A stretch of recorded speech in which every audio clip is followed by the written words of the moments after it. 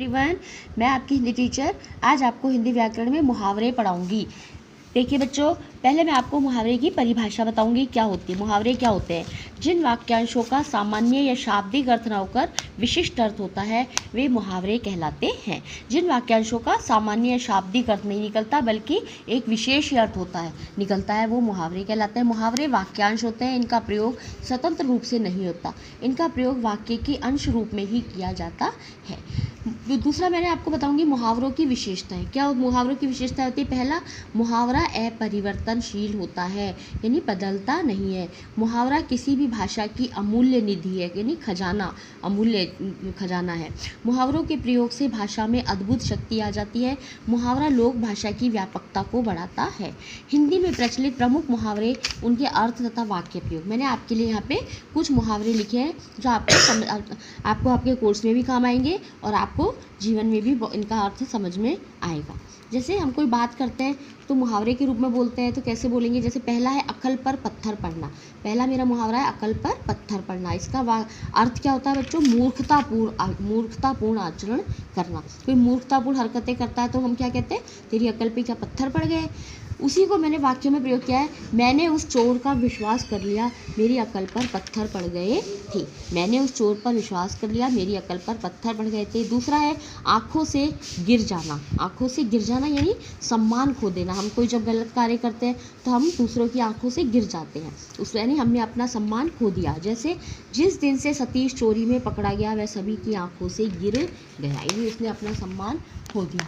तीसरा है आसमान सिर पर उठाना, बहुत या उपद्रव करना। अध्यापक के कक्षा से बाहर जाते ही छात्रों ने आसमान सिर पर उठा लिया। जैसे आसमान सिर पर उठाने का अर्थ क्या हुआ? बहुत शोर या उपद्रव, यानी झगड़ा फसाद करना या शैतानी करना। अध्यापक के कक्षा से बाहर जाते ही छात्रों ने आसमान सिर पर उठा लिया। आग बबूला होना यानी अत्यधिक क्रोधित होना। कोई गुस्सा होता है ज़्यादा तो हम क्या कहते हैं? ये क्यों आग बबूला हो रहा है, तो उसका मतलब हुआ अत्यधिक क्रोधित होना। तुम्हारा इतनी सी बात पर आग बबूला हो गया।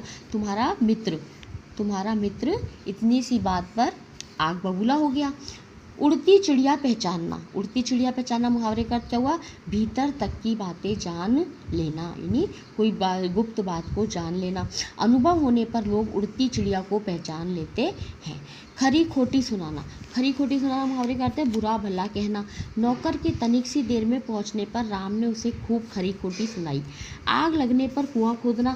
आपत्ति आने के बाद उससे बचने का प्रयत्न करना, यानी कोशिश करना। कोई हमारे पर समस्या आ गई और तब हम उसका समाधान ढूंढे, पहले से तैयार नहीं रहे तो हम तुरंत समस्या आने पर समाधान ढूंढते हैं तो हम मुहावरा क्या बोलेंगे? आग लगने पर कुआं खोदना। परीक्षा सर पर आने पर पढ़ाई कर रहे हो, तुम्हारी ये बात आग लगने पर कुआं खोदने जैसी। कई बच्चे पूरे साल पढ़ते नहीं है, परीक्षा आने पर तो उनके ऊपर मुहावरा क्या लगता है? आग लगने पर कुआं खोदना।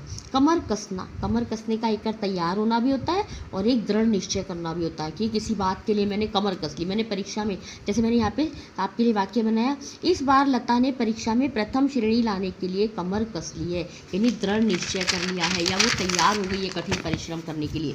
एड़ी चोटी का पसीना एक करना, यानी बहुत मेहनत करना। निर्धन व्यक्ति परिवार की उन्नति के लिए एड़ी चोटी का पसीना एक कर रहे हैं। कान पर जूना रेंगना, परवाह न करना। मैं नौकर से रोज जल्दी आने को कहता हूँ पर उसके कान पर जू नहीं रेंगती है। बाल की खाल निकालना, व्यर्थ की नुक्ताचीनी। मोहन सदैव बाल की खाल निकालता रहता है। तिल का ताड़ बनाना, थोड़ी बात को बहुत बढ़ाकर कहना। कल के मैच में तुम्हारे मित्र ने मैच में केवल 1 रन बनाया था और उसे सर्वश्रेष्ठ कहकर तिल का ताड़ बना रहे हो, यानी बात को बढ़ा चढ़ाकर कहना। दांत काटी रोटी होना, घनिष्ठ संबंध होना। किसी से हमारी गहरी दोस्ती होती है तो हम क्या कहते हैं? दांत काटी रोटी होना। घनिष्ठ यानी गहरे संबंध होना। आजकल राम और शाम की दांत काटी रोटी है। पीठ दिखाना, हार मानना। दुश्मन को पीठ दिखाने से अच्छा मर जाना है। दिल छोटा करना, धैर्य खोना, यानी अपना धीरज खो देना, दिल में अपने हार मान लेना। दिल छोटा मत करो, ऐसे आपत्तियाँ तो आती रहती है। हम समझाते हैं ना भाई, चलो कोई बात नहीं, ऐसा हो गया तो दिल छोटा मत करो, ऐसी आपत्तियाँ तो आती रहती है, यानी धैर्य नहीं खोना चाहिए। पानी होना, लज्जित होना या शर्मिंदा होना। लज्जित होना या शर्मिंदा होना भी बोल सकते हैं, लज्जित होना, और उसको मुहावरे की भाषा में बोलेंगे पानी होना। राम के असभ्य व्यवहार को देखकर उसके पिता पानी हो गए। पौवारा होना, पौबारा होना यानी लाभ ही लाभ होना। मंत्री बन जाने पर राजकिशोर जी की पौबारह हो गई, दोनों हाथों से लाभ बटोर रहे हैं। यानी वाक्यों में हमारा मुहावरे का प्रयोग होना चाहिए, इसलिए मैंने यहाँ पे आपके लिए अंडरलाइन किए जिससे आपके समझ में आए, तब हमारा मुहावरे का वाक्यों में प्रयोग सही माना जाएगा। टीका टिप्पणी करना, आलोचना करना। अहंकारी लोग दूसरों के अच्छे कामों पर भी टीका टिप्पणी करते रहने से नहीं चूकते। हृदय भराना, बहुत भावुक या दुखी हो जाना। मित्र सुदामा की दीन दशा देखकर श्री कृष्ण का हृदय भर गया। जान की बाजी लगाना, जान की परवाह न करना, बलिदान होना। सैकड़ों भारतीय सैनिकों ने कारगिल पर अधिकार करने में अपनी जान की बाजी लगा दी थी। अब इन्हीं मुहावरों के आधार पर मैंने आपके लिए गृह कार्य तैयार किया है। देखिए मेरा प्रश्न नंबर 1 है, निम्नलिखित मुहावरों का अर्थ बताकर वाक्यों में प्रयोग करो। पानी पानी होना, पहले आप इसका अर्थ लिख देंगे, लज्जित होना या शर्मिंदा होना।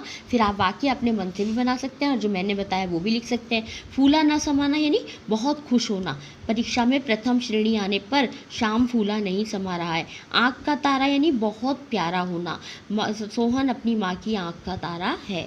प्रश्न नंबर 2, दिल छोटा करना यानी धैर्य खोना। मैंने मुहावरा बताया है, उसका अर्थ बताया और आप वाक्य में प्रयोग अपने मन से भी कर सकते हैं। श्री गणेश करना यानी किसी काम की शुरुआत करना, लिख देंगे आप और वाक्य प्रयोग करेंगे। राम ने अपनी दुकान का श्री गणेश कल कर दिया है। ऐसे आप वाक्य प्रयोग अपने आप भी बना सकते हैं। ये आपका गृह कार्य और रीडिंग का काम जो मैं आपको रोज़ देती हूँ, एक प्रश्न रीडिंग आपको करनी ही है। हिंदी में आपको शुद्ध लिखना और पढ़ना आना चाहिए। Okay, that's all, thank you so much.